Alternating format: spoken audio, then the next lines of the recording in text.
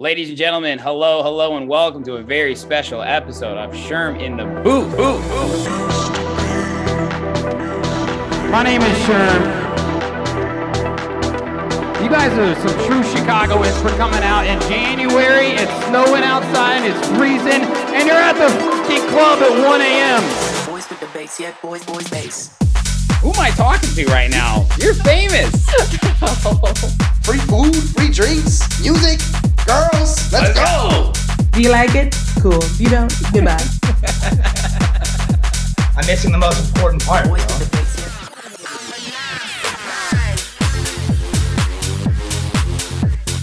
yeah. We should throw like a crazy bar mitzvah party.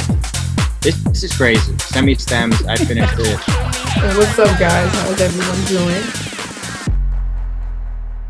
Just wait, you know it kicks in like 3 to 5 seconds afterward.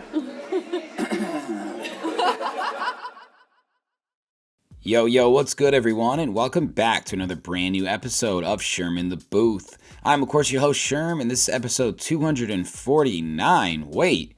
Oh, yeah. Okay, 249. All right, wow. We are only one away from 250, and you know I had to go big leading up to this incredible cornerstone moment. Episode 249 features Chicago-based but Detroit-rooted DJ Nanoos, a Palenstian Armenian DJ who is making a big splash in the scene right now for many reasons. We had an absolute blast sitting down in person and getting her full story and perspective on some hot topics in the industry right now. Nanoos is a real one on so many levels, and there's good reason for her quick rise in following. She's a solid selector on the decks and fuses tons of different genres together in her sets, creating a one-of-a-kind experience for anyone who sees her. She's also got an insanely dope sense of fashion and charisma that had me hooked even before I met her. We chatted about the afro-house movement, the state of the scene in the US and what we think is to come, her tour that's taking her all over the country, her social media strategies, and her plans for the future. 12 out of 10 interview with my girl Nancy. Thank you so much for coming on and making the time to roll through. I look forward to hanging and seeing you again soon. Let's get into it right now so you can hear her story for yourself. This is episode 249 with Nanoos.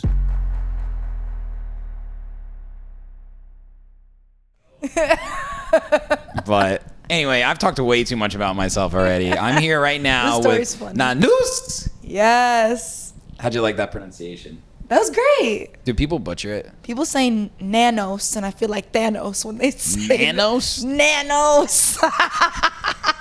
And like they mean it. Oh, they mean it. They 100% mean it. No, I feel like that's it's like awful. A villain. Like, can you hear it in your head? Like, There's Nanos. 2 O's. Nanos. Where is that like? Where does the name come from? Is it your?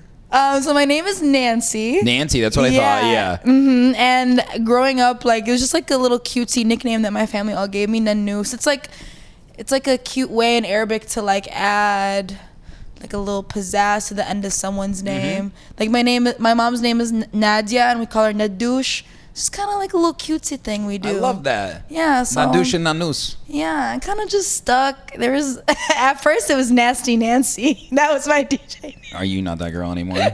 You outgrown I that. had a lot of amazing men in my life at the time who were like, you know what?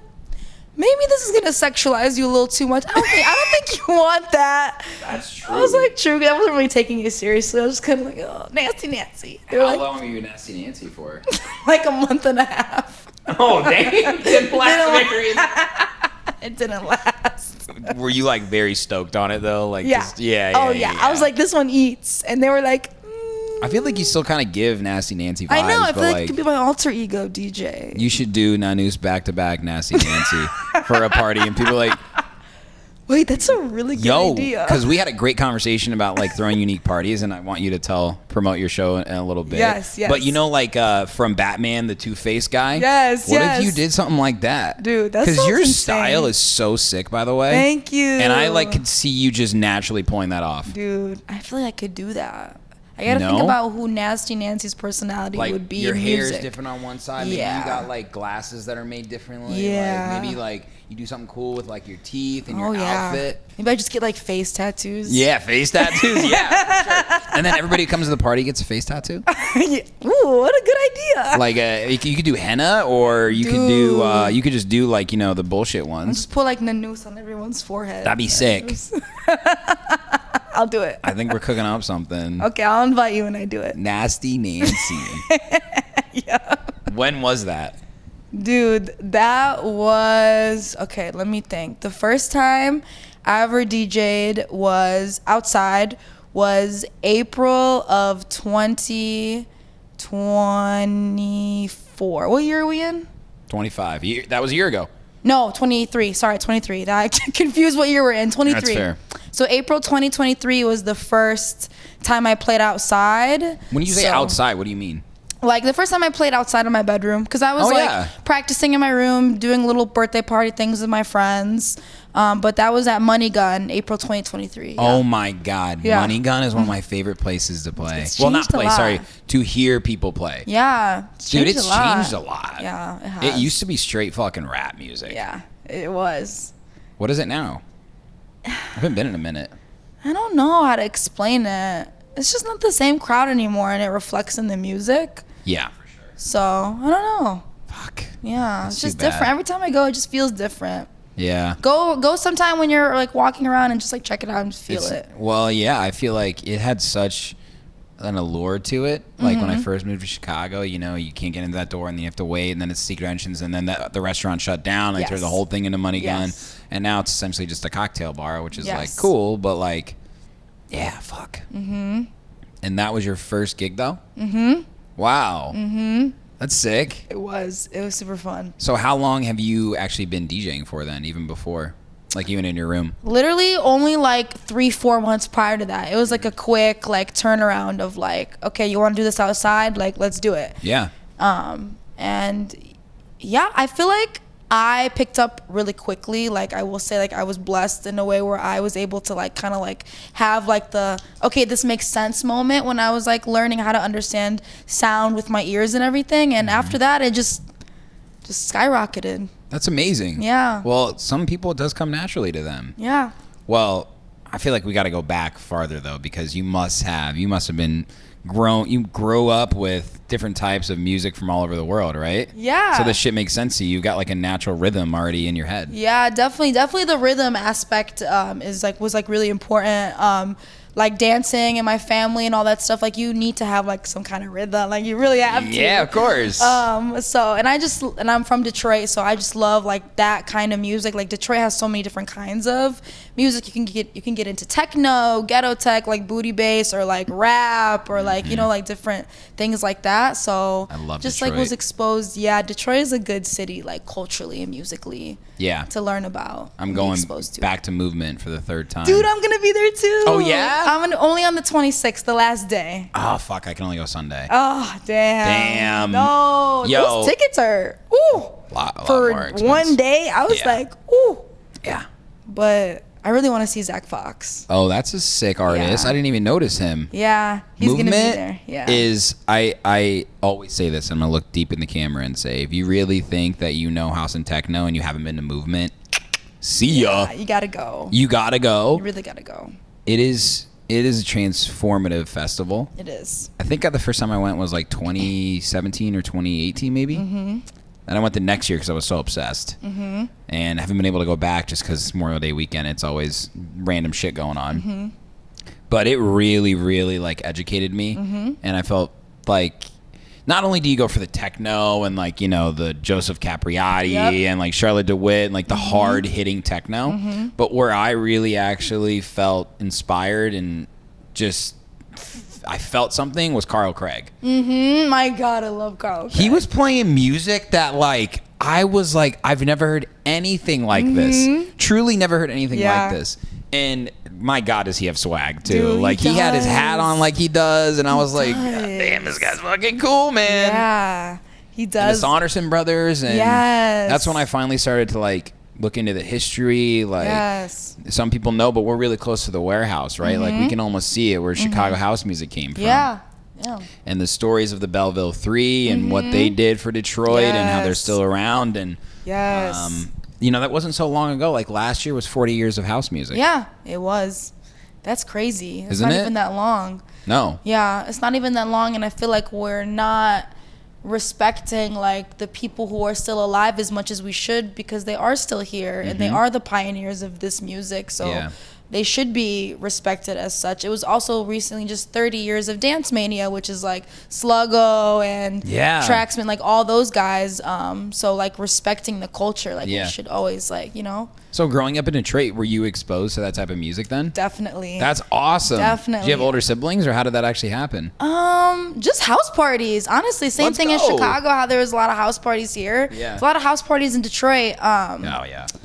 Just, I don't know, like I was just always very inquisitive as a kid with music. I was always listening to new things. I'm like, okay, like if my culture's heritage, like music sounds like this, like I wonder what others sounds like, or I wonder what came from here. Like I always like was inquisitive about like the hands that make the music we listen to. Yeah. Like, and that's kind of like where my DJing goes, is just kind of paying homage to like the music and the people that make what we love to hear. So were you on the aux cord then? Oh yeah, people, my friends, like when you ask them, they're like, oh yeah, we knew that Nancy was gonna be a DJ, because like she was just the most lit one on the aux cord, and she would never let a song finish playing out. Shout out. Which is so me. I never, That's ever, Nasty ever, Nancy. ever in my life before I was a DJ let a song play out, even past a minute 30 seconds. I'm like, all right, next. Because you're so excited to play that next track, Exactly, right? Yes. So that's kind of the DJ you are today. Yes. Well, you play it a little longer, but you are ready for that next song. Exactly. Like I do kind of keep you on your toes when you listen. Like, so. That's badass. Yeah. Shout out to all the people that started as aux cord DJs and then became a DJ. Yes. But it sounds like to me, like, at least from the DJ front, like you kind of have that thirst for like discovering new music. Yes. And that's like the best part about this passion to me. It is. There's an endless supply of good music. Yes. But it's not always easy to find. It's not. It's not. I recently found this Tunisian artist who fully lives in Tunisia. He's an artist, producer, DJ, but he makes footwork music, and it's really amazing, like footwork and juke music. And you can tell, like, okay, like this kick is like some foreign kick, like some Tunisian kick, but it's kick on top of like a footwork or juke beat, and this sounds crazy. Like, what? So it's like just very much like Chicago to the world. Like people are always inspired by like what comes from Chicago. Yeah. And I think that that's super cool to experience when discovering music. Mm-hmm. It's how much juke and our house music and all that stuff, footwork, like is incorporated into like producers all around the world. Yeah. Mm-hmm. Was that one of the pulls that you wanted to go to college in Chicago? Or like what actually made you? I just wanted to get away from home. Yo, I understand. That's actually what that is. I told you I was looking to get out of Indy. Like, I get it. And I wasn't gonna go anywhere else. I wasn't gonna go to Ohio. Are you from a suburb of Detroit then? No, I'm from like 10 minutes like northwest of Detroit. Okay. But my family has now moved a little bit more north to like the more nature east side of Michigan. Yeah. Maybe like now 40 minutes north of Detroit. That's how like was for me too. Mm-hmm. It was just like, you know, like I appreciate where I'm from. That's great, but like there's something else out there for me, and it's in Chicago. Yeah. And now we're like still here doing this thing. Yeah, 10 years. We both lived in Chicago for 10 years 10 now. years? That's crazy. Dude, this is not the best city. Dude, it is. I don't care. I don't care. I don't care about New York. Okay, I love even though minutes before we went live, she was like, it's so cold. It is, dude. It is. But we get through it, because how good are the summers here? Dude, the summers are so fun here. So fun. Last year, I was in New York the entire summer, so I need to just like... Were you? I need to be here, yeah. What were you doing there? Lots of gigs. Oh, yeah? Like literally once a week type of gigs in New York. Oh, I feel like your style will go off there, though. Yeah, it does, but I was really tired, so I want to be in this city more this summer than any other city, really. But you are on tour right now. Yeah. Yeah. But I'm done this month. May 30th is my last date. And then I have a couple out of state things. I have like Portland, which is new. Oh, that's sick. Coming up next month in June. I have Kansas City, San Diego. So definitely it's like some new cities this summer. Oh my gosh, that's awesome. Yeah, hell yeah. Hitting all types of markets. Yeah. Where have you already played on this tour? So I have played in Detroit, Brooklyn, Milwaukee. Yo. That Milwaukee show looks sick, by the way. Dude, Milwaukee was fun. I fuck with Milwaukee. Dude, me too. I fuck with Milwaukee. I do. I like it. It's literally like similar. I don't know if I want to say similar people, because like there's so many different types of people in Chicago. But Milwaukee has some good people and good culture. They're just underserved. It's like a lot of other small cities in the Midwest. Yeah. You know, like a Cleveland, an Indianapolis, a Milwaukee. People like to get down. Yeah, it was at Cactus Club, which is just like this cool dive bar spot, and it was fun. Like, See? I had a great time. That's what makes those cities so great. Yeah. Because you don't need it to be some fancy club in order to have a good time. Yeah. And like no one knows that like I played at a dive bar. Or they just know that I went on tour and I stopped in Milwaukee. Like, you know what I would I'm saying? rather go see a DJ at a dive bar than a club these days. Dude, yeah, seriously. Honestly, I don't need the full production. I don't need the $22 vodka Red Bull. Dude. I want simple. Yeah. I was just talking to someone about how like I'm like there are some DJs that I really like and look up to, and they're playing like 4,000 capacity like stadiums like on their tours, and I'm like, I don't know if I would like want to be like one out of the 4,000 going to see a DJ set. I don't know. Yeah, that's really interesting, and that's a topic that's come up so much lately. Is like the scene has changed so much. Like when I was in high school, for example, everyone was listening, middle school even, everyone was listening to rap music, you know, Nelly, 50 Cent, Eminem, shit like that. Now, really on the younger part of your generation, they're listening to electronic music. Their 50 Cent is fucking John Summit or Dom Dollar or Sarah Landry or something like that, right? And it's kind of crazy because I see on social media, you know, these young kids are like, yo, Beltran's the shit. I'm like, Beltran?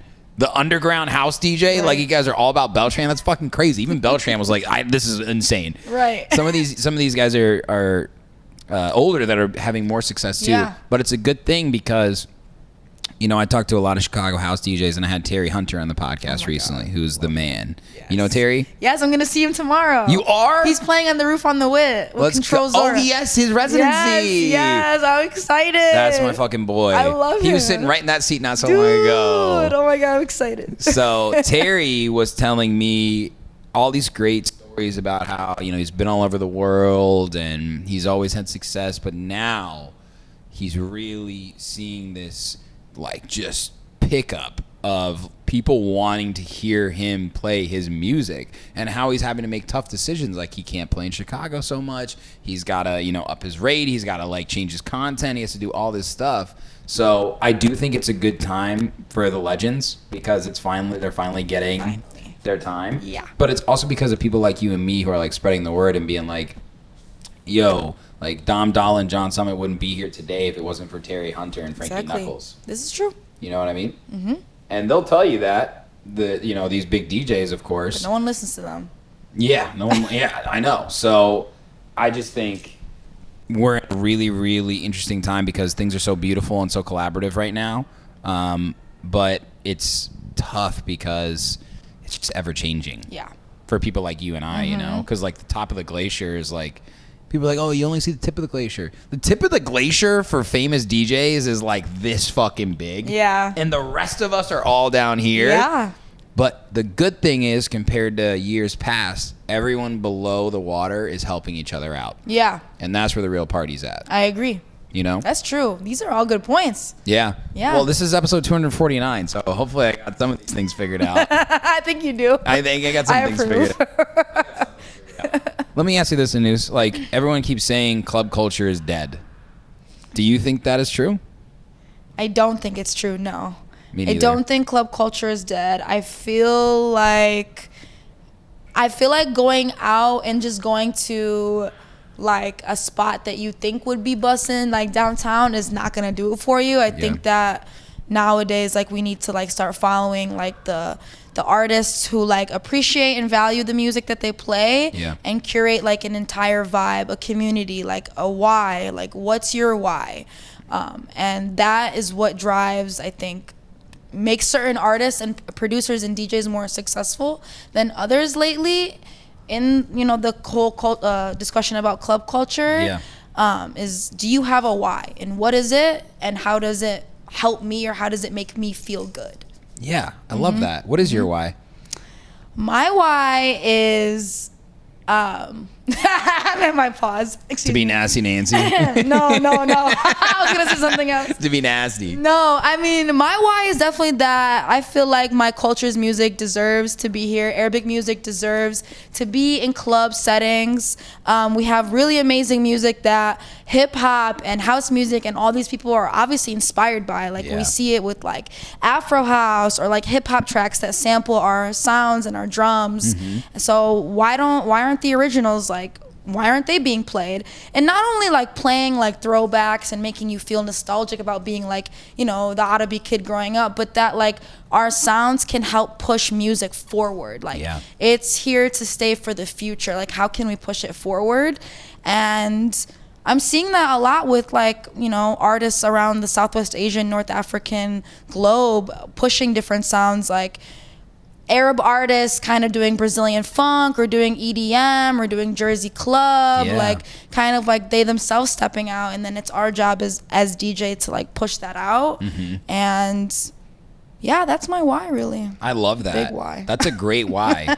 And I think you're like it's so personal to you, but it really has like a global appeal to it. I think Arabic music is amazing, by the way. It's so cool. Like the instruments, the vocals, the melodies, like again, going back to that trip to India, I was definitely listening to music I've never heard before. Oh, yeah. And I would fall asleep and wake up hearing the music. At first, I was like, what the fuck? Is someone in my ear right now? That sounds kind of crazy. Yeah, because the party never ended, too. So I was like, oh, Jesus. But I realized, like, I came back from that trip, and I made an edit of a track with my friend Sai, a boy with a bag, who's Indian. And he had the original, it's an original, like, Indian melody or something. And this track goes fucking off in my set. It's called Sexy Lady. Oh my God. It goes off. I'll send it to you after this. Dude, yeah. And I was like, man, like, you know, after going to Movement, I also went to Cross in San Diego in like 2017. And I feel like it's so important to just immerse yourself into all these genres that are outside of the club. And I think like bringing it back to club culture is dead. It's not dead. Okay. Like it's not dead. But the old definition of club culture, which I mentioned earlier, which is the bottle service, tables club culture, that's dead. Yeah, absolutely. And it should be dead. It should be dead. Because financially it's stupid. Yeah. You know, like it had its time, I think, like that's fine. But if you want to do that, go to Vegas. Yeah, exactly. That's not what people want. Yeah. People actually, for the better, want to be on the dance floor with the people than away in their own area. Yeah, exactly. Exactly, and feel like they have the safety in the community to do that. Yep. They're not going to do that at some weird bottle service club where like men are in the corner, no offense, acting all weird and like just lurking. You like, feel judged. Feel judged, yeah. You feel judged. And I do see some clubs that are adjusting because they have to from a business standpoint. You know, you see Prism actually. They apparently just changed, haven't been in a while, but they changed the back of the DJ booth to actually being like general admission so people can go up there and like be part of the energy in the booth. Yeah. And they removed like almost all the tables apparently. Yeah. And like, I think that's awesome. That's awesome. That's great. That's the new wave. Like people want to, first off, club sound systems are the best. Yeah. Like that's club culture. Yeah. I know you've been to Smart Bar. Yeah. Yeah. Like Yeah. that's club That's culture. a sound system. Dude, you are fucking in it there, right? And when people are like, dude, I don't really want to go to like some of these Chicago clubs, I'm like, have you been to Smart Bar? They're like, no. I'm like, go to fucking Smart Bar. Get a little outside your comfort zone. You go there, and you will see people dancing and just like you're gonna hear the craziest fucking music, the most beautiful music, and you're surrounded by those speakers, and it just is all so simple. Yeah. You know, that's club culture to me. It needs to be simple. And I think that's why like these dive bars were that's simple to me. And that's why these like AM radio pop-up things, like it's simple. You know, there's no strings attached, and people want to be part of it. And what I'm really hoping continues to happen is I feel like the recording, and I want to ask you about like the afro-house movement and like kind music and stuff like that, because like I think they're great producers, and it is unfortunate because, you know, on social media, everyone feels like they've seen them. It happened with Tale of Us. It happened with Anima and the Sphere, right? Like, what's something that I can get in person that I can't see on a screen? Yeah. You know what I mean? And I mean, like, what's your opinion of like this Afro House movement right now? Because It's huge. Like Black Coffee is like, Dude, he love sells Black out Coffee. any show. He sells out in the U.S. Dude. and across the world. I love Black Coffee, and yeah, for like example of like kind music, it's like you see them DJing that one time on TikTok. At one time. Playing their famous viral song. It's called Move. I love the song. It's so great, good. It's a great song. But when you see the videos that people take of them playing it, it's literally them DJing to a bunch of phones. Yeah. It's like people are like literally standing still. Like the song is called Move. Yeah. It's called Move and all y'all are still. Like what is happening? Like why do you guys need to take this many like you'll see the video, you'll have it, it's fine, move, like do something. But then me looking at it, I'm thinking that that's what their sets just look like, period. And I've never seen them, so I can't just make that judgment. I would love to see like what it's like. Yeah. In terms of like the afro-house stuff, I do feel like it's getting a little bit repetitive. Okay. I do feel like a lot of people are like jumping on it because it's trendy and then just adding vocals they downloaded online and being lazy about it. Yeah. I do feel like that. But that's not everybody. That's not kind of music, you know, but I don't know. That's kind of my opinion. And I can be swayed. I might have a super judgmental opinion, but I can be swayed. Yeah. Well, what do you think? I think that Afro House is sick. It is. I think it's awesome. Yeah. I love that style. I was lucky enough to go on my honeymoon in Greece. Mm-hmm. And we heard music there that was just like, it's a variation of Afro House, I would say. I'm not even sure what to call it, honestly. Mm-hmm. I feel like, especially Greece has such a unique vibe and stuff, but like I was just like digging it. Yeah. You know what I mean? And just sort of in it. And I've seen Afro House shows. I'm trying to remember. I saw somebody at ARC. I'm blanking. It wasn't Black Coffee. But I think it was Themba. Mm-hmm. So I discovered Themba actually a long time ago. And I think it's because like Diplo was supporting one of his tracks, and I was like, I'm all about the groove. That's my favorite part about house music is like the percussion and that's what's so cool about Arabic music to me, and especially Afro house. But I do agree. It's kind of been whittled down to a science, like tech house has become as well. Yeah. Where it's like a rolling bass line, a sort of robotic vocal, and just like, it's sick, you know, but it's so much of the same. Yeah. And again, that could just be what we're seeing online. Like, you know, like that's what goes viral, so that's what I'm going to consume on my phone. That's the problem. You know, I would like to be exposed more and go to more sets and things like that. Yeah. And I think we're coming to a breaking point because it goes back to what we're saying. Like, these things are, I feel like, becoming more carefree to go to. You know, it's not like a fuck, the headline's on at 1 a.m. at this club. Like, yo, like we're tired people. You know what I mean? Like, I can barely do that anymore. People are like, you want to close? I'm like, I don't close. I don't close anymore. I just can't do that. Oh. But I think that all in all, as we move forward, like the younger generation, I think we're going to learn a lot from them. They're going to learn a lot from us. And I really hope that they do listen. That's why I like to have conversations like this, because not that you're that much younger than me, but like, you know, you'll hear something from me and then you'll maybe tell somebody younger. Like, yo, I heard Sherm like have this perspective and stuff. And that's what it's all about. And I feel like more conversations are happening because culture is changing so much, especially with music. Yeah. But in the U.S., that's why like I'm really excited to see what happens with you, dude. Thank you. I really am. Thank you. Yeah, I need to be global. I did Finland. I did Helsinki, and they loved me. Like, yo. Yeah, I did Finland. In last November. From Finland to Kansas City. I did Helsinki, and they love like quote unquote American music. Okay. Like they know that like techno came from Detroit. They know that house music did not come from the UK. It came from Chicago. Like they're very on top of their music. That's cool. They appreciate it. And so they had a great time. They didn't know probably any of the songs I played. Like actually, they loved it. Let me ask you this. As someone who's relatively new to the music industry, how have you marketed yourself to get these sort of gigs? Because I know there's a lot of artists that are maybe, you know, in your style or whether they are or not. How have you really put yourself out there? Yeah, I try to be like super relatable and like personable and like show people that I am a person like outside of DJing. Yeah. And I feel like that is really what like captivates people, is that like, for example, I went to school for social psychology. Yeah. Equity, justice, all these things are like always stuff that I think about.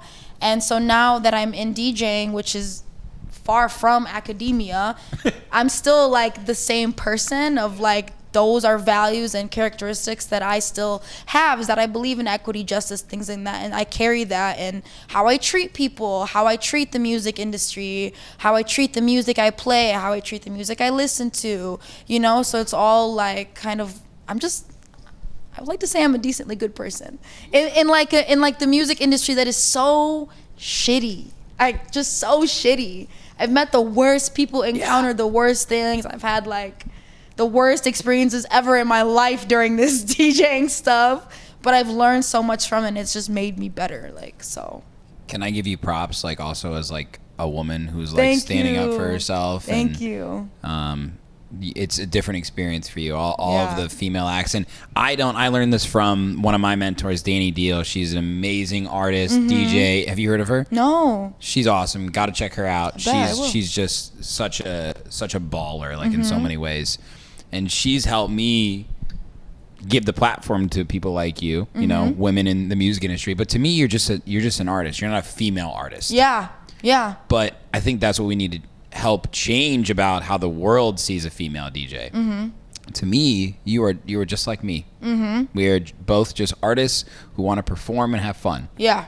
And at the same time, though, I think it's certainly worth noting what you have to go through, you know? Like, I'm a white dude from Indiana. Like, I'm not going to sugarcoat that. You know, I've had a different experience for sure. So props to you. Props I've had to you. a lot of great people. Like, yeah, I mentioned I've, you know, met a lot of horrible people, but I've also met a lot of really amazing people. Yeah, it's great. Who just want to help and have been super supportive, and I'm just leaning on that. Trying not to crash out on the internet every couple of days, and then I'm good. I have to remember, I'm like, okay, you're not Nasty Nancy anymore. You can't crash out on the internet. You gotta like play the long game in the industry, and like if you get wronged, which I have been wronged a lot, you just gotta like hope for like karmic, like some kind of like karmic force. I don't know. Yeah. And play the long game, and things unfold the way that they're supposed to. That's true. Well, I feel like just from following you on social media for, I think, the past year or something like that, I already feel like I knew you. Do you come up with ways to showcase who you are outside of music, or does it come naturally to you? Well, I love video gaming, so I'm starting like a Twitch series where like I go and I game. What do you play? Right now I really like playing, I know you're gonna laugh at this, the new RuneScape. I love it. RuneScape! I know, the new RuneScape is so good. Like, it's just changed so much. I love it. I knew you were gonna laugh. I haven't played RuneScape. I was just talking about it to somebody recently when it first fucking came out. I remember that. Dude, RuneScape is top tier, is it not? I'm down to tune in. Yeah, it's top tier. It is top tier, 100%. Or like, I thought you were gonna say World of Warcraft, and I was gonna be like, all right. Oh no. You don't play WoW. No, I play, or like Sims. I love Sims. Yo, oh my God, Sims. Yeah. Holy shit, I have so many memories of Sims. Silly games on Roblox. Like, yeah.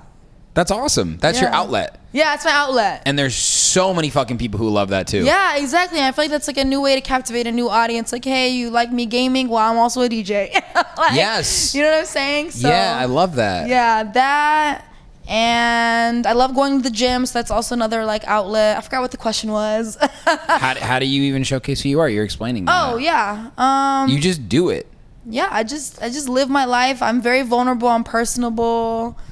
And I treat artists right. Honestly, in this city, whenever I book someone, I really try to treat them like with respect and a little bit better than how like I've seen people get treated, and it goes a long way. Yeah, absolutely. I love that you do that in a way that makes you look vulnerable or feel vulnerable if you are. And I think that's great because it's hard to do. And I think that's one of the problems with social media that people struggle with. But where people actually relate to, because we're all uncomfortable. Yeah. We're all scared. We're all confused.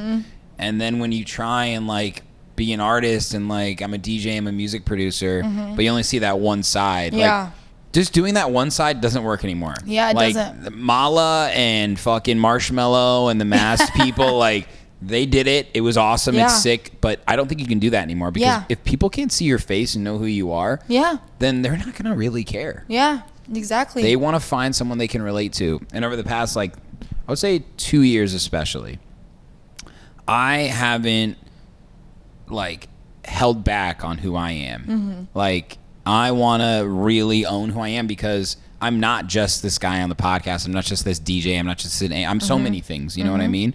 And I realized that when I was really trying to push so hard, like if I want to be a touring DJ and an artist, then I need to be releasing successful music and getting it out on labels and like doing all these things that like other people have done. And it was draining because I was taking away from things that make me Sherm, which is like being an Indiana Pacers fan, being like a dog dad, like being a husband, like exercising, just like reading, all these things. You know, I was so focused on everything else except myself. You know?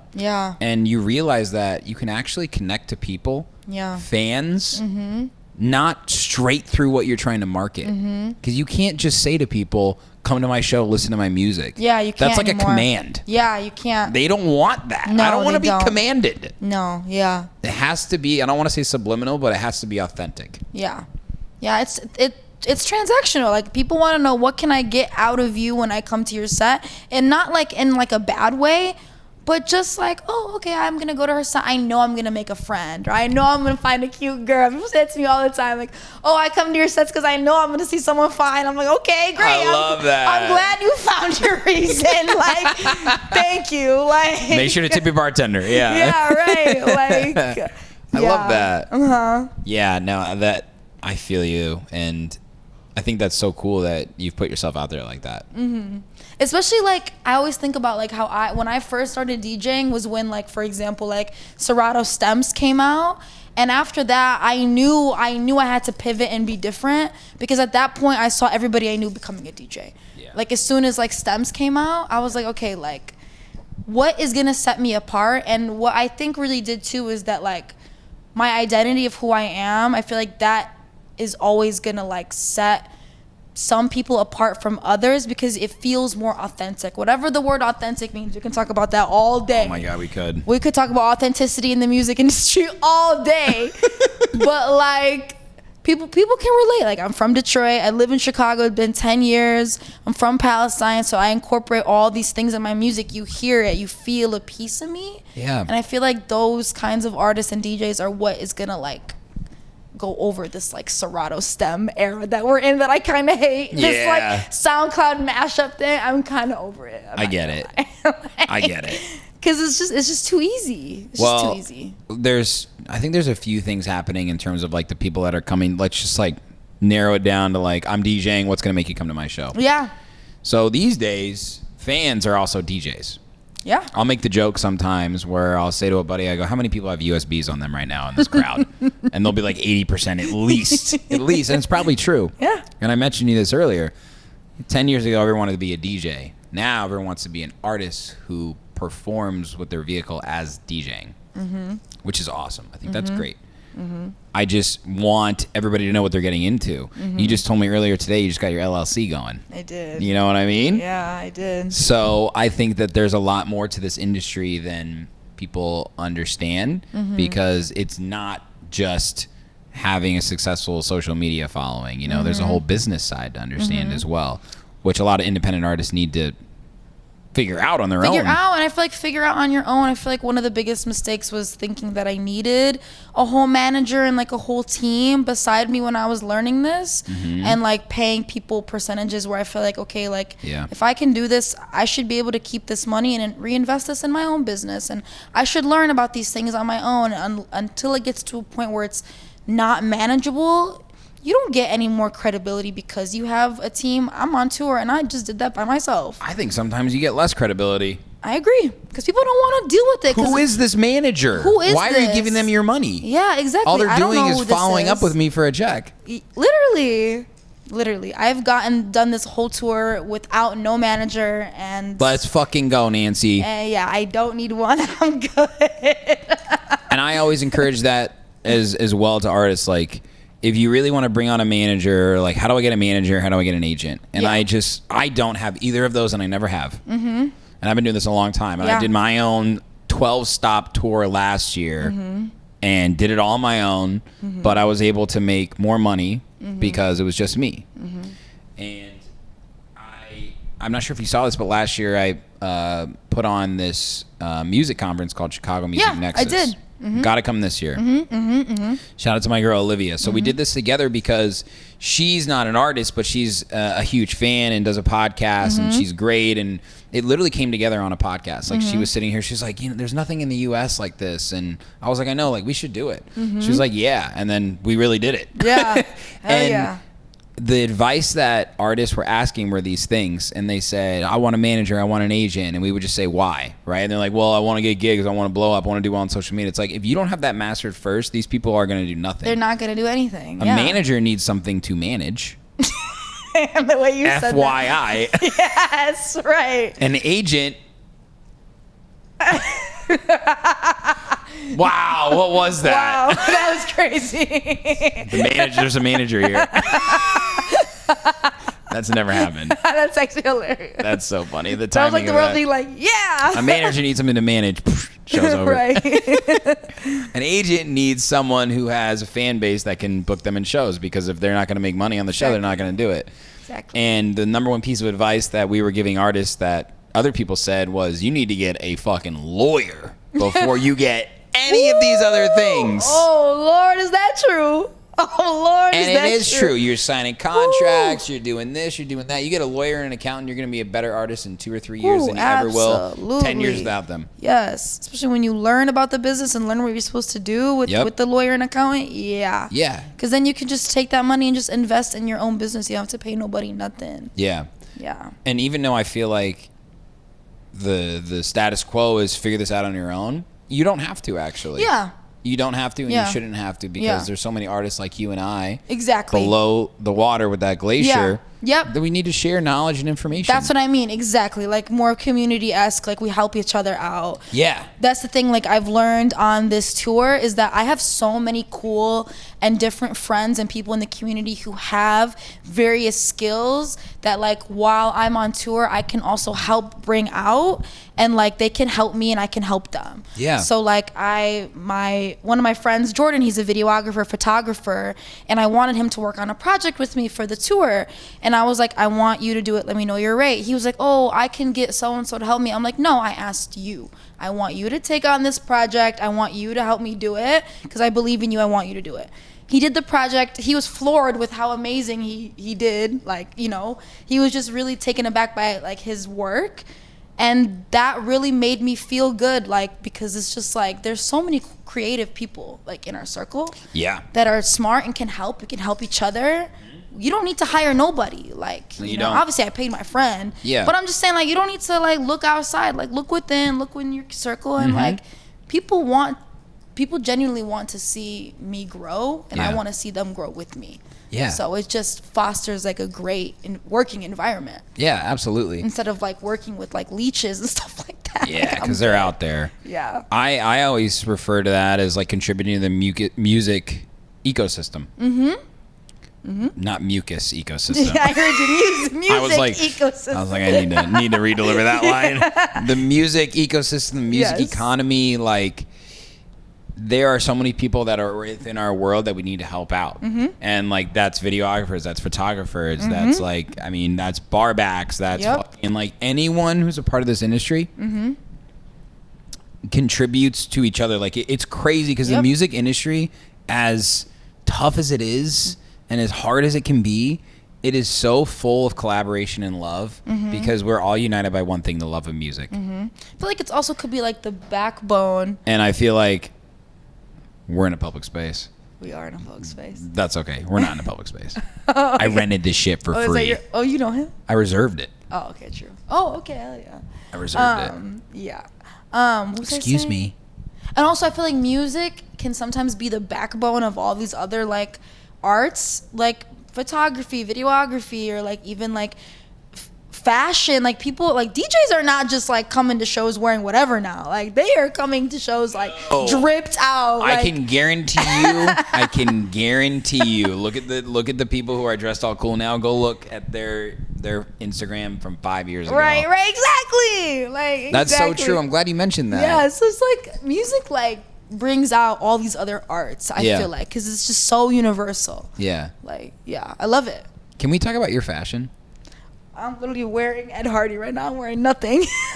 Dude, but you still look cool. You got fucking Crocs and some low-cut Nikes on. Like, I'm sorry, Nancy, but like, even on a bad day, you're cool. I don't know, like, yeah, a bad day for you. Thank you. Like, so it's just some of the outfits I've seen you in, and that one you did on what's it called, Elevator Live. Yeah, I knew you were gonna say that.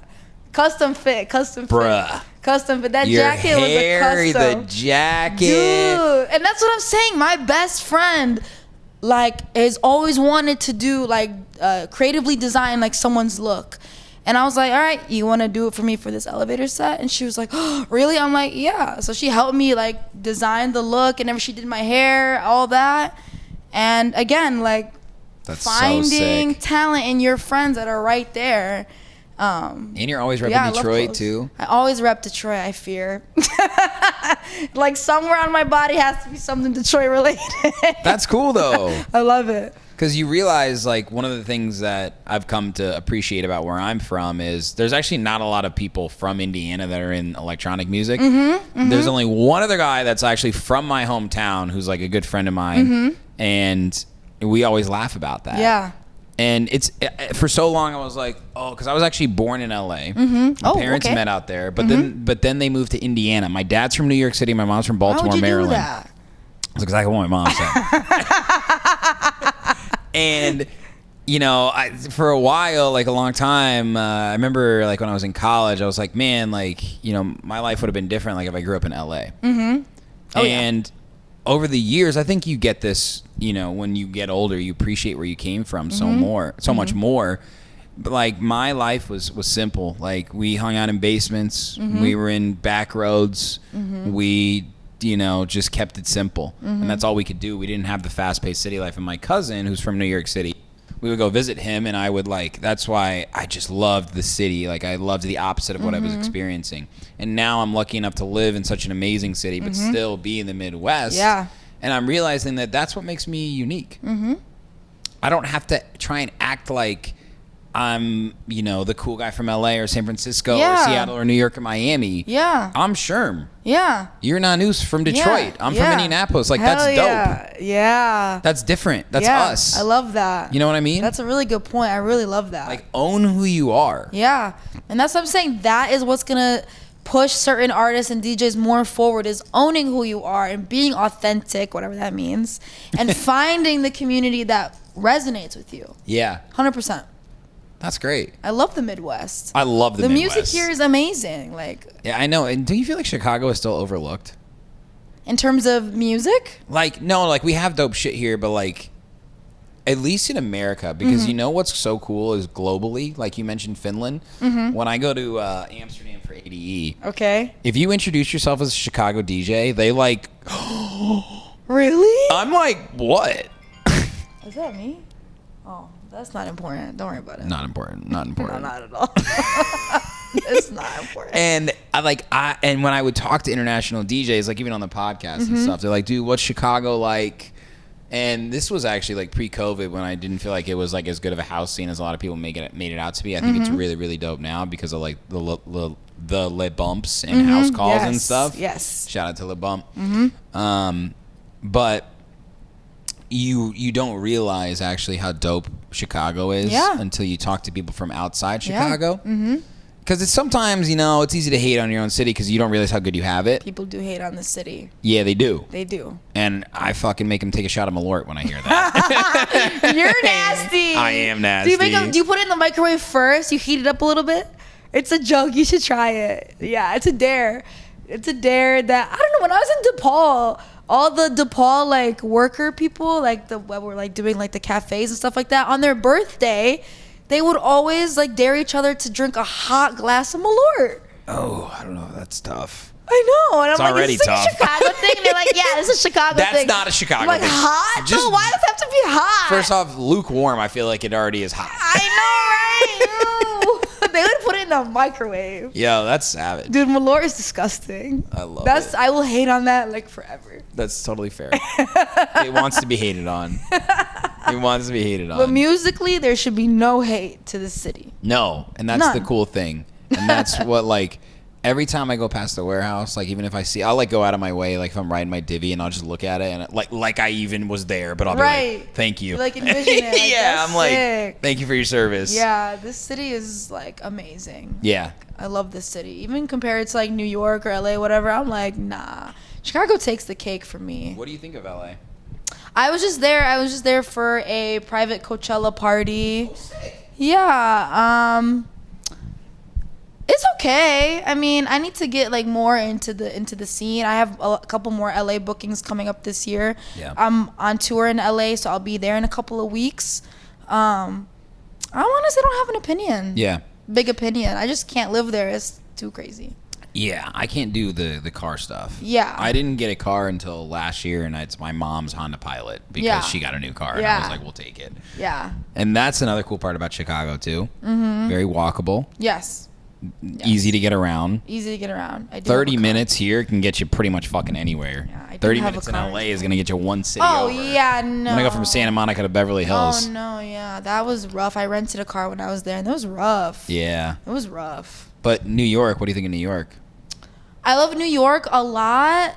I just can't live there. It's too hustle for me. Mm-hmm. I can't afford the rent. I don't want to afford the rent. It's too much. It's ridiculous. It's hard to live there. And there's a lot of DJs there. There's really a lot of DJs. Dude, you want to talk about competitive? Like a lot. Yeah. Doing this, no offense, doing like the same thing. Yeah. Well, there's a million prisms there. You know what I mean? Yeah. And that's why I'm like, people are like, oh, would you move to New York? I'm like, no, because the market is better for me here. Yeah. Because I'm like one of the only ones doing it like how I'm doing it here. Why would I go somewhere else? Exactly. And I love this city. What? Like, and that's what I'm saying. Like, people overlook Chicago, yes, at least in the U.S., yes, because they think if I'm going to make it, I got to go to New York or L.A. Yep. And Terry Hunter said this. He goes, I had the opportunity to move to London, to Amsterdam. I never wanted to leave because I knew that no matter what, my city would come back for me. Yeah. And I could keep building here. Exactly. And there's so much talent here as well, like you said. Like, so much cool talent. That's been from here, that's currently still here. Yes. Like, there's a reason that, like, Chicago's dope. Yeah. And it's not just even the music scene. Like, we just have it so good here with the food and the people, and there's always something to do. And always something to do. But it also, like, has that small Midwest feel. It does. We like all this know little each area other. we're in right now in West Loop. Yeah. You know, I take my little dog out. I go to the dog park. Yeah. You know, pick up her poop. I'm like, yeah. Everybody knows everybody too, I fear. Oh my God. I feel like. Speaking of dogs, so like I'm in this building where like there's so many dogs. Mm-hmm. So many dogs. It's like great, right? But a lot of the owners, we don't know each other's names, but we know the dogs' names. That's ridiculous. I'm sorry. Yo. That's honestly like, and I feel like it's some Midwest shit. 2025 humanity, like where you know the dog name but you don't know. 100%. You know the dog name because the dog name's so unique. You know, everyone's named Bill, Matt, Mary, Brian, fucking, you know, shit like that. But I know this little dog named Nugget. Like, it's so random. Oh yeah, like Savannah, the dachshund. Yeah, the dachshund. And you go up and you go, how's this family doing? You know what I mean? You know, how's Savannah's mom? How's Savannah? You don't say how's Savannah's mom. That would be crazy. That would be crazy. Right? And they'll say, hi, my dog's name is Perry. They'd be like, hi, Perry. And I'm like, I'm the human here. The dog, like, people crack me up because, like, I'm like, you know, I get into the dog thing. You know what I mean? Like, I'll talk to the dog. I'll speak for the dog. I'll sing for the dog. Shit like that, you know? Yeah. But sometimes I'm like, we're going over the line here. Like, this is a fucking dog. Yeah, you know what I mean? Like, talk to me. Like, the dog doesn't have anything to say. That's so And funny. I feel like that, too, though, like, how long can you go knowing somebody, if it's, like, a neighbor or, like, you know, a floor mate or whatever it might be, or, like, the bartender somewhere. Yeah. Right? And you know their dog's name, but you, like, for years might go on not knowing their name, and you're both just too embarrassed to ask. Dude, I feel like that happens with me now as a DJ, is that, like, people will come up to me and be like, hey, oh my God, do you remember me? I'm like, you know. Why do they do that? Why do people do that?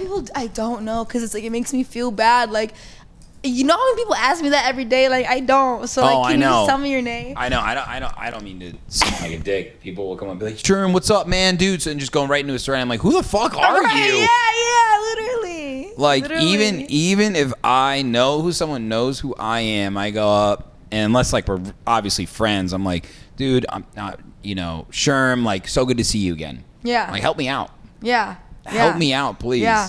Dude, I would rather go on like a whole like investigative search than like ask somebody, so what's your name again? Because I just can't get myself. I'll like go through like the Instagram, the tag. I'm like, That's all right, who's very, this? very What's Midwest your of you, name? yeah. Like, instead of just asking, because it'll be like, if you don't ask, okay, well, what was your name again the first time? Yeah. And the second time passes, and the third time you're like, all right, it's too late to now ask. Oh, it gets weird. What's your name after like the fifth interaction? What do girls say? Because I feel like dudes, we have a lot of different vernacular. We could say like, what's up, bro? What's up, dude? What's up, homie? Yeah. What do girls say? Just say, hey, Nanoos. Hey. But what if it's like somebody you don't know, like they don't know your name? Well, they know me as Nanoos, so So they'll like, say Nanoos, and you just say, hey, what's up? yeah, hey, what's up? Like, oh, no. I'm like, all right, I don't know who you are, but okay. Like, dude, the girl, if you have to come to like a California Clippers set when I play, because it's just like a bunch of girls in the front just screaming every time I transition. I love that for you. Nanoos, I'm like, bro, I would love just to come. did a simple transition. Like, you don't need to scream. They're hyping you up. They're so funny. Oh my god. That's awesome, though. It's funny. And that's why I named my LLC Is That DJ Nanoos, because it's a running joke that just, I'll just randomly when I'm outside, oh, is that DJ Nanoos? I'm like, yep. It's me. All my friends have heard it too, so I just named my LLC that. You are the one and only, that's for sure. Right. Is that DJ Nanoos? LLC. LLC. I feel like I should make it my little tag too. I need a tag. I don't have a DJ tag. Do you have one? A DJ tag? Yeah, like when you're playing like a little button, it's like, Sherm. Oh, I see what you mean, like a vocal to drop or whatever. I've Damn. never done it. Like, do I have to? No. Is it corny? I think it's kind of corny. That's why I haven't done it. I mean, I could see it working for you. Really? Yeah, I could, honestly. I could see it working for you. I'm not going to lie, like, is that DJ Nanoos? Yeah. Wait, you're Like, onto not like something. every, like, just like sprinkle in here and there. Yeah. Like, you remember Flostradamus, right? What is it? Flostradamus. What is that? Okay. Flostradamus, legendary trap duo from Chicago. Okay. They like invented trap music essentially. Oh, damn, really? Yeah, you got to Okay. check out the song Original Dawn. Okay. Okay. Flostradamus. Original Dawn. Okay. Original Dawn Flostradamus. Okay. It's amazing. Mm-hmm. But they had like a vocal that would be like Flostradamus. Literally like that. Flostradamus. That's kind of hard. You know Yellow Claw? You heard of Yellow Yeah, Claw? yeah, Okay, yeah. Yellow Claw does that too. They have like Yellow Motherfucking Claw. I want something funny. And yo, that shit goes off live. I'm not gonna lie, but it okay. has to be tasteful. Okay. And it can't be overused. I Major Lazer does that. They do. They do. Yeah. I don't okay. know what I would do. I don't know what I would do either. I feel like my voice is already so like unique and high pitched. Like when I get on the mic, like you know it's Sherm. Do you have like a different MC voice when you get on the mic, or is it the same? Some people sound different on the mic. I swear. I But, like, don't- get into it. I don't think so. I'm telling you, you're gonna have to come to one of my sets. Okay, bet. And you will laugh your ass off. Okay, bet. because, like, I will. I'll talk to people. I'll call Yeah. people out individually. Literally, it's like I'm not afraid, and it's that's the funny thing about this podcast. Sitting here now at episode 249 with you, Mm-hmm. all these years, only until recently did I realize that this podcast has been so much more than doing a podcast. It's made me a really good salesman. It's made Mm-hmm. me a really good people person. Like I've enhanced skills that I didn't even think were happening. And when I get on the mic, it shows. Dude, I'm just ready to talk. Dude, I love that. And I'm not over talking. Like I'm not like annoying, but like I know what to say in Yeah. quick spurts that Yeah. will get people to be like so much more than like, are you ready? Yeah. That's yeah. I'm not gonna say that. Yeah. I don't know. Sometimes it's like, I don't like the attention. I know it's crazy because it's like I'm a DJ, but I just don't like the attention. Sometimes I wish like there were more settings where like not everyone is just like facing the DJ booth, but like the DJ booth was like, I don't know. Well, what about some of these? Like, I feel like your setup, or at least in the one in Milwaukee, it was like boiler room style. Yeah. So that one, like, people are looking at you, but it's not like there's a big LED wall and like you're the center of attention, sort of. That's true. Like, what's the perfect vibe for you? The perfect vibe for me is that you can't see me. Oh, really? Yeah. You know that's how they used to do it, right? Yeah, sometimes I want to go back to that. I don't know if you know the DJ Joy T from Amsterdam. No. She does parties like that in New York when she comes over here. It's called Homegrown. But yeah, she'll have, hide the DJs, no lineup, no set times. I kind of would want that because I was telling someone the other day too, sometimes when I don't have like the pressure of people like screaming in my face, I mix better and I'm just more locked in. I mean, naturally, right? People are screaming in your face. It's hard to be like 100% fully locked in as opposed to if you were just like by yourself and you could hear everything crystal clear. Of course. And sometimes I really want people to fully hear like my technical ability, and it's hard to do that when you're all up here and I can't hear. Like, there's a lot going on in a DJ booth. You got people nowadays. It's like change. I feel like where it's like everyone wants to be, around the booth. You feel like, or was it always like that? You didn't know where the DJs were in the warehouse. Sometimes you did, but a lot of times they would be in the corner. They certainly weren't on the mics. And I think that's why there's two different types of artists that are DJs these days. There's the performative aspect and then there's the real selectors. That's true. And sometimes I want to switch between both. Well, why do you think like the boiler room style, which has now been like rebranded to like in the round or whatever? Yeah. I think it's becoming big because people don't want it to be so much about just staring at the DJ. Like, I know they're there, I'm there. There's nothing to see. There's only things to hear. Because I like at a show, like I like dancing, of course, and being in the moment, but I also like just having like a quick chat, like with a friend or something. You know? Yeah, exactly. Yeah. And that's what I think a lot of those parties were back in the day. Yeah. I think I agree, but I feel like sometimes like the in the round, because usually a lot of artists now have a 4K camera pointing right at them, doing it like boiler room style. That's true. People want their camera time. They want to look cute. They want to come by the booth. People will fight to get to the booth. People are not listening. They're just, moving just to get on camera. Like, I've seen it all. Yeah. Like, I've seen it all. I don't know. Sometimes I just, like, would rather just, like, not be seen. I don't know. Well, and that's the problem, too, is, like, imagine DJing a set and not having any content to show afterwards. Can you even imagine? I know. Now it's like every time Can you actually imagine that? Like, I would rather, honestly, like, the content is cool and everything, and showing people what I got is cool, but, like, again, it's those viral moments that people see online that they consume, that they suddenly create high expectations of you when they see you in person. And that has opened a lot of doors for me, and then also like made things a little bit weird for me. I've seen both happen so far, where people just expect me to play this one thing, or like, people just have high expectations. Yeah. Well, I think it's actually would be an incredible thing to play a set that people come to and you promote even secretly. And you don't put it out on social media. And the only thing that you post afterwards is, I just did a party where I didn't promote it on social media. I have no content to share. It doesn't have to be a no phones thing. Yeah. But it was one of the most incredible experiences I've ever had as an artist. Yeah. And guess what? People are probably going to be chomping at the bit to go to something like that. Yeah. Yeah, there's a duo in New York called Dos Flacos. They do that in bodega. It's called like their bodega raves. Yeah. You don't really see any content from that when it's done, but like, they have a lot of people that are trying to go. It's in the Bronx. It's like a secret location. That's sick. Announced day of, lineup announced day of. Yep. But they've built that community in their hometown, and it's at a fucking bodega, and people go. Like, that's so sick. And you don't see any content from it after. You don't know what it was like besides that shit was lit. And that's kind of what I want to cultivate, is that, and not relying on Instagram for our jobs. That's the other thing. Like, and that's the other side of this business. I don't even like to refer to it as that sometimes. It's not the people who have 1 million monthly listeners and 100,000 followers on Instagram, because those people can't actually even sell tickets.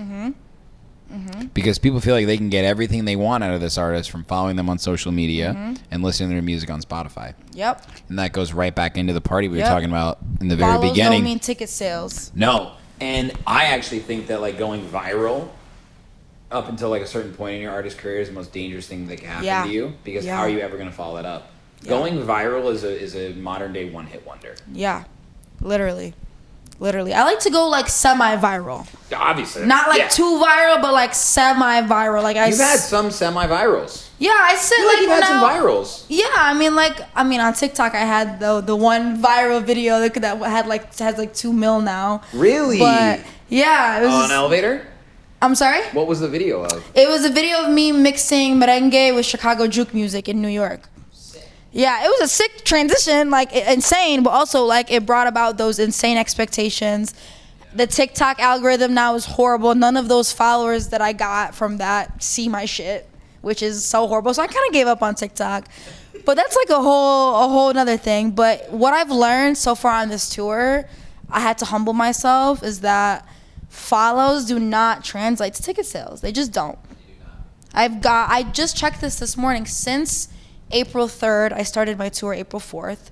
I wanted to see how much growth I've had from my content. And I've gained 1,400 followers since April 3rd. That's amazing. So about a month ago. But it's not translating to ticket sales as much as I would think it would. You know what I'm saying? Yep. And again, those 1,400 can be scattered literally. Like, it doesn't have to be those 10 cities that I'm... Right. But still, like, I would just think that there would be a little bit more. But I get it. Like, you follow someone, you need to like start to like, okay, I trust you a little bit, but how much do I trust you that I pay a $20 ticket to come see you? Yeah, and also you're getting yourself out there, which is like one of the hardest things to do. Yeah. But guess what? When you come back that second time, those 5 people that followed you, they're the ones that do the hard work for us. Exactly. Right? They talk. They're the homies that say, yo, you gotta come out and see this DJ. Like, we saw them, like, they're amazing. It's so much fun because, like I said, we can't say, come to my show, listen to my music. Exactly. You can't. People don't even trust social media anymore. Especially in this economy. Like, you're asking people to pay like $20 to $30 in this economy?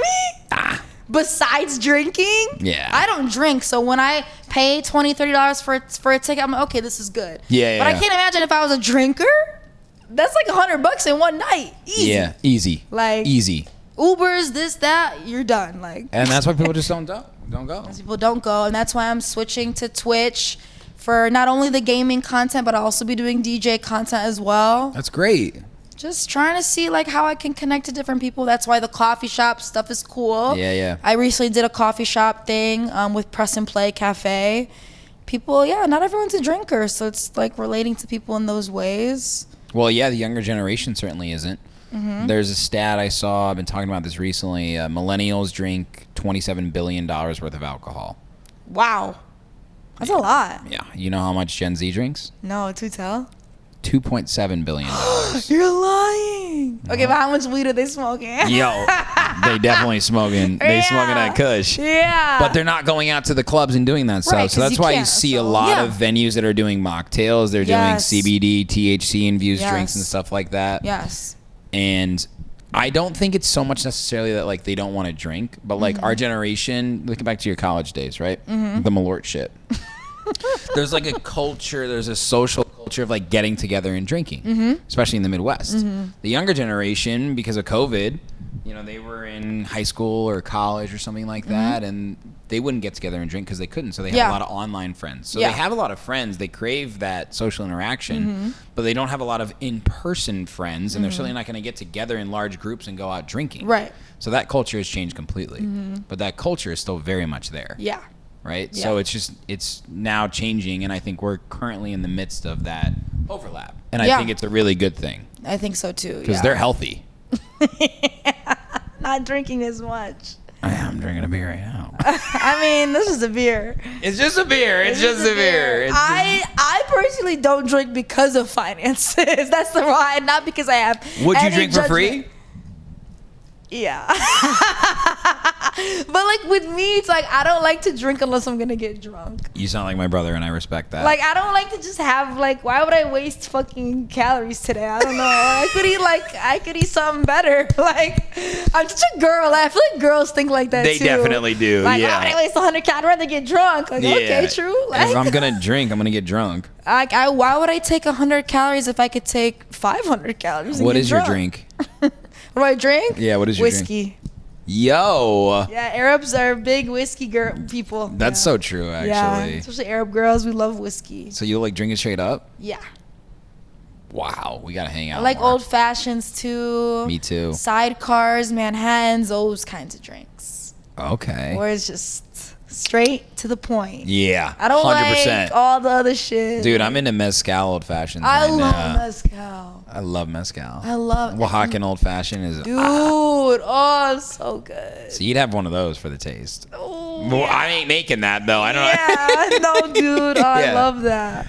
I love making sidecars at home. I used to do that all the time. Really? Yeah, sidecars are so easy and they're What are so the good. ingredients? Sidecar is cognac. Yeah. It's God. I love cognac. Do you? Yes, it's You- so syrupy. How do you not like it? It's. No, it's Yes, it syrupy. is. It's syrupy. You don't like it? Maybe I haven't had good cognac. Maybe. I think the only cognac I've had is Hennessy. Dude, but no. The Trader Joe's cognac is better than Hennessy. I'm Shout out sorry. Trader Joe's. I swear to God, it's better. Try it, and it's like $5.99. It's something crazy. All right, bet. I promise you, it's so good. I trust you. Cognac, triple sec, some orange, bitter sweets Yeah. or something. Yeah. Straight alcohol. That's what I'm Straight saying. alcohol. Yeah. I guess what I'm saying. Well, like, did you appreciate my text that I was like, do you want, what did I say? Do you want beer, wine? I said liquor. You did. Liquor. I'm trying not to drink until my birthday in June next month. Yeah. Okay. I'm trying Wait, not what's to- your birthday? June 30th. Cancer. I'm June Best. 29th. No, you're not. Yes. Are you a Cancer? Yes! Are you serious? This whole interview makes sense now. Wait. Yes. We literally have like the same birthday. Literally, this moved to Chicago at the same time. This is crazy. First time we What ever is met, too. happening? Like, this is crazy. Best podcast ever? Cancers, like, we're the best. We are the best. We're literally the best. I mean, there's no doubt. We're nostalgic. We're empathetic. We are. We're vulnerable. We are. We care. We need therapy. We need therapy. I have a therapist. Yeah. Looking for We one. have so many feelings. We do. Too many feelings. Listen back to some of our stories from earlier about the people, like, we're so sad when we don't remember people's names, but they remember our names. We're like, please just help us out. Remember your name. That's why I look for clues that I feel bad. Right, because Like, God forbid we embarrass ourselves. God forbid. Like, no, I can't. I love that. Especially when someone's like, oh, I've been to all your shows. I'm like, no. Oh. What are you doing for your birthday? I'm sorry? What are you going to do for your birthday? Nothing. Yeah. Please, nothing. Take a My day birthday is on a Monday. Yours is on a Sunday. Yeah, it is. Hopefully nothing. Hopefully just like a seafood boil with my friends and Douce and lemonade. My God. I don't want to DJ.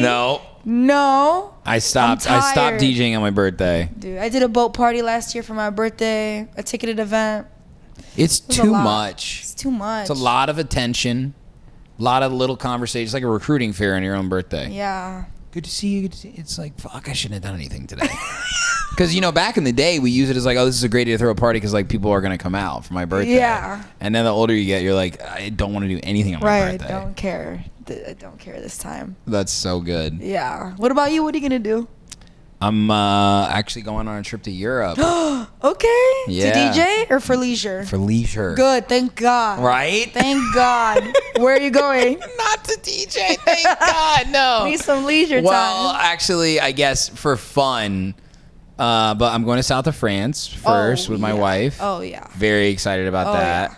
We're going into Nice, and then we're going to Oh, a yeah. few small cities, and then we're going to Saint-Tropez. Dude, yeah. Very excited. Yeah. Then we're going to Sorrento, Italy, which is just south of Naples. Oh, yeah. For one of my good friends who's very Italian. He's getting Yeah. married there, and he's having me DJ. Wait, what's the some name of the boat. place? Or the city? Sorrento? Isn't that like a brand of cheese too or something? Sargento. We're going to Sargento, Wisconsin. Connect the dots. We're going from south of France to Sargento, Wisconsin. So I love that you knew what I was talking about. I was like, wait, that sounds like something in my fridge right now. Close. That sounds fun though. Yo, I'm excited. And that sounds fun. It's Where will gonna you be be great. on your birthday? Do you know? I will be with my best college friends. Hell yeah. In Italy. Oh, in Italy. Okay, Yeah, perfect. in Italy. Oh It'll my be God. a great time. You like wine? I love wine. Oh yeah, you're gonna have a great time. I'm obsessed with wine. You're gonna have a great time, We're really excited. dude. Yeah. We just last weekend booked all the travel and stuff. Oh hell yeah. So it's locked in. Hell yeah. I know, 33. I'm gonna be in my Scottie Pippen year. Ah, hell yeah. It makes me feel better as I get older. I pick an athlete, then I'm like, okay, Hell cool. yeah. All right, Fuck yeah. 33. Yeah, dude, 33 is young. Y'all need to chill. I can't wait till I'm in my 30s. It is, 30s are. Dude, I can't wait. Cause I hope 30 I'm more established. You know, making more money. You know things what I'm figured saying? out for Yeah. sure. You getting that money. I will say though, 27 is great, and then all of a sudden 31 hits, and you're like, fuck. Where was the manual for the 30s? Because high school, college, and then your 20s are just whatever. You're figuring it out, Figure it out, having a good whatever time, making sidecars at home, microwaving Malort. And then all of a sudden you hit 30, you're like, fuck, man. Then you're like, nah, I'm still young, Yeah. And then 31, you're like, okay, I really am in my 30s now. Yeah. But Yeah. it's honestly, I love my 30s. Yeah. It's a great time. I'm hoping that when I'm 30, I don't have to use the internet to rely on my career as much, and I'll be established enough that people trust me. I don't need to fucking commodify myself every day. Well, hopefully they watch this podcast and we won't have to do anything. Hopefully. Just send them here. Yes, literally straight here. Just say, episode 249, Sherm in the booth. The Sherm and Nanoos Cancer Show. Wait, that sounds kind of crazy. Yeah. Actually, no, that sounds kind of crazy. No, never mind. Cut. Turn the lights off again. 10 years in Chicago, both cancer, summer babies. Dude, you're the It's homie. lit. This has been so much fun. This was fun. I had a great time. Have you been on podcasts before? Yeah, I've been on a couple. Okay, cool. I love talking. That's why I be confused, why I have a hard time, emceeing when I DJ, because I love stuff like this. I feel like I'm kind of eloquent. I can Absolutely, you are. express my feelings. I don't know why when I MC, my brain just shuts off. You get in your own head. Yeah, I don't know how to be a person, so. I get it. Yeah. It's weird. It takes practice. It know what? does. Now that I think back, I think there was a time when I was trying to figure out mic work. I wasn't sounding like myself. Yeah. It would, what's up, everybody? It's dude, Why are you talking like that? Right. yeah, for sure. You just you figure things out. Yeah. How about when you turn 30? Okay, bet. Hopefully before that. But keep working on it until I then. will. I like to imagine everyone in their underwear. That's what helps. Because I don't like the fact that I have to look people in the eye when I MC. So I just kind of look in the distance, and then everyone's in their underwear. So I have looked people in the eyes at big clubs and didn't realize they were on drugs. And they'll look at me and I'm like, fuck, I shouldn't do that to people. That's so funny. I'll see some guy, he's I'm like, yo, who's this fucking jokester in this outfit right here? Something like that. hurt their And they'll be feelings. and their What'd you friends say? will start laughing, and I'm like, oh my god. You're oh my god, did I just bully this I person? just called that guy out so hard on accident. I was just, listen, man, I'm just joshing. Right. Oh my god. Yeah, I'm a chirper. I'll get better. Yeah. I'll get better. You'll get better. Yeah, one day when I'm 30. When you're 30, absolutely. Hello. Do you want to be on a podcast?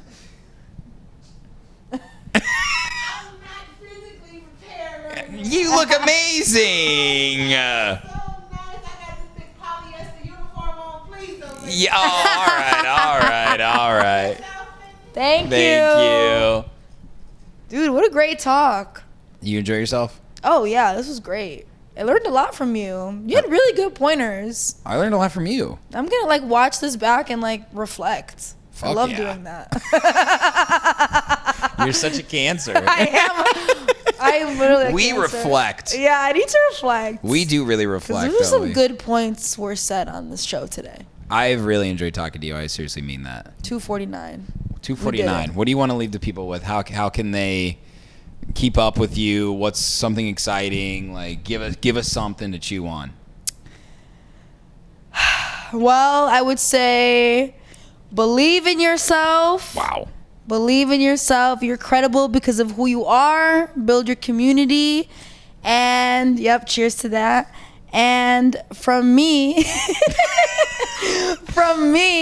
you can expect cool, interactive DJ parties coming up after my tour. We're tired of the same stuff, Yeah, same we are. lineup, same this, same that. Yep. So look for more interactive stuff, like murder mystery party DJ set. I don't know. Something like Keep that. an eye out for that. Yeah, costume party. Let's go. Who killed me? Who Who killed the DJ? Who killed the DJ? And and maybe in a New Year's thing in Chicago. Maybe, yeah. Are you playing ahead? Yeah. I planned this since You're an old December soul. last year. You're a 30-year-old. You plan ahead. I like that Yeah, for you. we have to in this You city. do. You do Yeah. actually have to plan ahead. So a in lot this of cool city. things coming up after this tour. Yeah. That's awesome. When is this episode gonna drop? Mid-May, before Memorial Day. Okay. Well, Yeah. May 30th is my tour. Remova Loft, Chicago. Last stop of the tour. Let's go. Bringing somebody really cool, surprise guest from Detroit. It's gonna be pretty sick. Yo, the loft I hear is really dope. The loft is sick. It has like a really big like visual screen. Yeah, It's huge and it's bright and it's so cool. that's awesome. Yeah, that's the reason why I love that room. They have it in the theater too. Like a big like visual LED screen. I have not been in the Remova yet. I'm going to soon though. Really? Yeah, I haven't had a chance. Oh my god. There's 3 rooms. There's like a cafe thing in the front Yeah. situation, It's dope. the loft, and then the theater. Let's go. It's sick. Like, I love it. And I love the people that work there. They're really cool. Oh my gosh, that's the best, isn't it? Yeah, it is. Because there's not always the best people that work at these venues, but sometimes they are, and they're just like, Sometimes they're amazing people. that's what I like to hear. Yeah, we need that. Definitely. Yes. Well, thanks for coming on, Nanoos. Thank you for having me, Sherm. Make sure you guys check her out, man. She's Check me next out. big thing. Let's go. Hell yeah. Thank you so much. I Hell yeah. appreciate it. Hey, what's up? And thanks for watching that video. You looking for more content now? I got your back. Go to my YouTube channel right now, hit that subscribe button, and make sure you turn on all notifications so you never miss any upcoming exclusive artist interviews, Sherman the Booth clips, new music, live sets, and more. This is your one-stop shop for everything electronic music. Cheers.